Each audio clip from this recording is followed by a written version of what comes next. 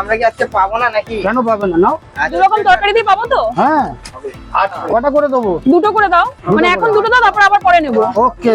একজন একজন করে করি। আলু কষা, চানা, কাঁচা লঙ্কা। এটা কি আপেল চানা? 85 রুপিয়া। সঞ্জয়দার হাতের ডাল পুরি মাত্র 5 টাকা করে পিস। ওকে অলরাইট গাইস, আমি কিন্তু এখন সঞ্জয়দার ডালপুরির এখান থেকে যেটা নিয়েছি সে 2 পিস ডালপুরি নিয়েছি, এখানে দেখাতে বলবো। এর সাথে দেখতে পাচ্ছ আলু কষা দিয়েছে, তার সাথে দিয়েছে কিন্তু চানা মশলা, তাই ঠিক আছে। তার সাথে দিয়েছে কিন্তু কুচনো পেঁয়াজ আর একটা কিন্তু লঙ্কা দিয়েছে, আর উপর দিয়ে কিন্তু ধনিয়া পাতা ছড়িয়ে দিয়েছে। এটার দাম পড়েছে মাত্র 10 টাকা। কালীঘাট চত্বরে এইরকম খাবার আমি অনেক জায়গায় খেয়েছি, বাট সঞ্জয়দার এখানে ক্রেজটা একটুখানি জাস্ট দেখো। মানে এখন ঘড়িতে বাজে 10:30, এখনো পর্যন্ত যে ভিড়, বললো 1টা-2টো অব্দি থাকবে, আমার মনে হয় না অতক্ষণ থাকবে। তো ব্যাপারটা হচ্ছে কি, এটা খেতে কেমন, আর তোমরা এখানে আসবে তো তোমাদের তোমার লোকেশনটা বুঝিয়ে দিই।